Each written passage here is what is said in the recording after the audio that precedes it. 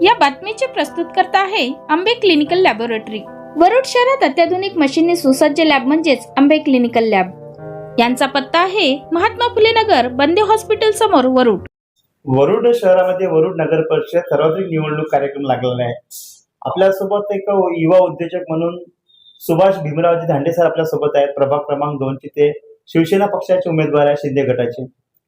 Sir, आपण एक प्रभाग 2 मध्ये उमेदवार दाखल केली आहेत। आपण प्रचारामध्ये सुद्धा फिरत आहात। हो, एकनाथ शिंदे यांचे विचाराशी प्रेरित होऊन आपण ही उमेदवार दाखल केली आहे। नेमका आपला उमेदवार दाखल करण्याचा विषय काय होता? जे आतापर्यंत सर्व प्रभागात फिरलो मी, प्रभाग 2 मध्ये फिरलो, पण त्या प्रभागात काही काही ठिकाणी गेलो मी, पण तिथे लोकांच्या समस्या खूप साऱ्या आहेत।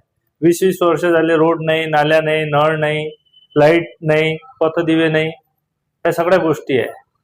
आणि लोकांचा थोडा रोष पण आहे का बाबा जिथे रोड पाहिजे तिथे रोड नाही केला, जिथे नवीन लेआउट आहे त्या लेआउटमध्ये रोड झाले आहे, म्हणजे जिथे लोकांची वस्ती पण नाही तिथे रोड झालेले आहे।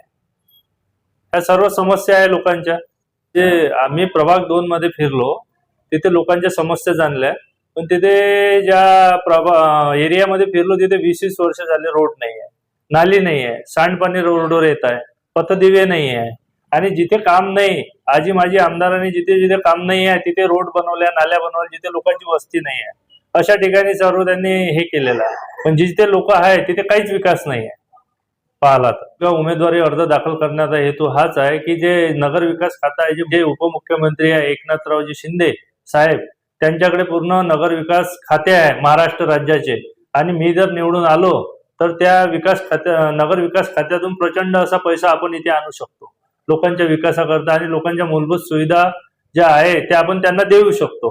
माझ्या प्रभागामध्ये लोकांच्या खूप समस्या आहे। त्यामध्ये गार्डन नाही आहे, बसा उठण्यासाठी गार्डन नाही आहे, पथदिवे वेळेवर लागत नाही आहे, रोड नाही, नाल्या नाही, या सगळ्यावर फोकस करण्यात येईल। रोड मध्ये खूप मोठी समस्या आहे की जे लोक टॅक्स भरतात नेहमी वेळेवर, पण जे नळाचं नियोजन आहे ते चुकीचं आहे पूर्णपणे।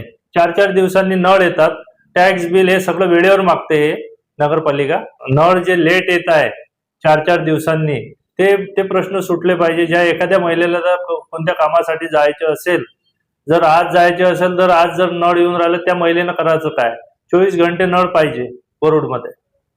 सगळ्यात मोठी समस्या आहे की 24 घंटे नळ आले पाहिजे, पर दिवशी नळ आले पाहिजे, दररोज नळ आले पाहिजे। आता जे नळ येतात ते 4 दिवसांनी येतात, ते समस्या खूप मोठी समस्या आहे। ते सोडवण्याचा प्रयत्न मी करणार माझ्या प्रभागामध्ये जे ओपन स्पेस पडलेले गार्डन आहे, जे लेआउट मधील जागा आहे ती तशीच पडलेली आहे, त्या सर्व जागेंना डेव्हलप करण्याचा निर्धार मी करत आहे आणि करणार। तिथे व्यवस्थित व्यायाम करण्याचे सामान, लोकांना चांगले झाडे, सगळे बसासाठी बेंच, या सर्व गोष्टीवर माझा भर राहील। साठी जे आहे, जे प्रावीण्य गुण प्राप्त झालेले मुलं आहे त्यांच्यासाठी खेळासाठी किंवा याच्यासाठी एक मैदान तयार करण्यात।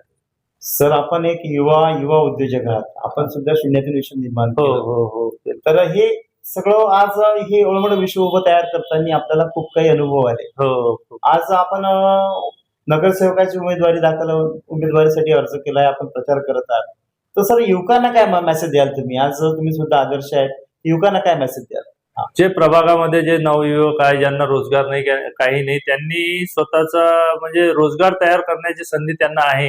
जे नगरपालिकेमधून जे लोन मिळते त्याचे लोन घ्यायचं आणि आपला व्यवसाय सुरू करायचा, जे आता सध्या खाली बिली बसलेले आहे त्यांनी। आपण पाहू शकता, युवकांच्या हाताला काम मिळावं, बेरोजगार युवकांना रोजगार मिळावा, याकरता श्री सुभाष भाऊंनी बोलून दाखवलाय की काही नगर परिषद फंड असतो, त्या फंडातून त्यांना योग्य मार्गदर्शन करून त्यांना उद्योग उभा करण्याकरता पुढाकार घेणार आहेत। सर, विषय असा आहे की आज नगर परिषद निवडणूक आहे, नगर परिषदेमध्ये अनेक लोक आहेत, निवडणूक झाले की लोक आपापल्या कामी लागून जातात। परंतु जर समजा आपण जे नगरसेवक झाले तर आपल्याला काय नेमकं काय एजेंडा आपल्या डोक्यात की आपण काय केलं पाहिजे? आपला एजेंडा हाच आहे की आपल्याला जमिनीवर उतरून काम करावं लागेल, ज्या लोकांच्या समस्या आहेत त्या सोडवा लागेल। असं नाही की आपण नगरसेवक झालो आणि उद्या चाललो, कोणी आलं तर हे होत नाही ते होत नाही, तसं नाही। आपल्याला जमिनीवर प्रॅक्टिकल करून दाखवावं लागेल लोकांना। माझे जे जनसंपर्क कार्यालय आहे, जे रिंग रोडवर आहे, ते मी निवडून येवो किंवा नाही येवो ह्या नंतरचा प्रश्न आहे, पण जे आहे माझं कार्यालय तिथं कोणी जरी आलं तरी त्याचे म्हणजे जे या गोष्टीचे निवारण केल्या जाईल, समस्येचे निवारण केल्या जाईल. मी प्रभाग क्रमांक 2 ब मधून निवडणूक लढवत आहे. धनुष्यबाण या चिन्हावर माझे चिन्ह धनुष्यबाण आहे आणि त्याची बटन जे आहे ती नंबर 4 ची बटन आहे. मला प्रचंड बहुमताने विजयी करा. मी सगळ्या तुमच्या गोष्टी ज्या समस्या आहेत त्याचे निवारण केलेले आहे, तुमच्या सर्व समस्यांचे निवारण केलेले आहे. आपण पाहू शकता आपल्यासोबत होते सुभाष भीमरावजी धांडे, प्रभाग क्रमांक 2 चे उमेदवार आहेत. श्री एकनाथजी शिंदे शिवसेना गटाचे ते उमेदवार आहेत. त्यांनी बोलून दाखवलं आहे की मला विकास करायचा आहे, विकासाकरिता मला नगर परिषदेने जायचं आहे. नगर परिषद निवडणुका एक आरोप प्रत्यारोप प्रत्येकाचे सुरू असतात, परंतु या पलीकडे जाऊन काहीतरी वेगळं करून दाखवायचं असं त्यांनी बोलून दाखवलं आहे. जनता आहेत, प्रभागामध्ये प्रचार सुरू आहे, नेमकं नागरिक सुद्धा सुज्ञ आहेत. आम्ही हे सुद्धा सांगू शकतो की प्रत्येक नागरिकांनी येत्या 2 डिसेंबरला आपला मतदानाचा हक्क बजावावा, त्यांनी मतदान करावं. मतदान होणे फार महत्वाचं आहे आणि हा जो लोकशाहीचा जो उत्सव आहे, ह्या उत्सवामध्ये प्रत्येकाने सहभागी व्हावीची विनंती. पाहत राहा कॅमेरा निकू बावणेसह, चुळामणी स्पॉट.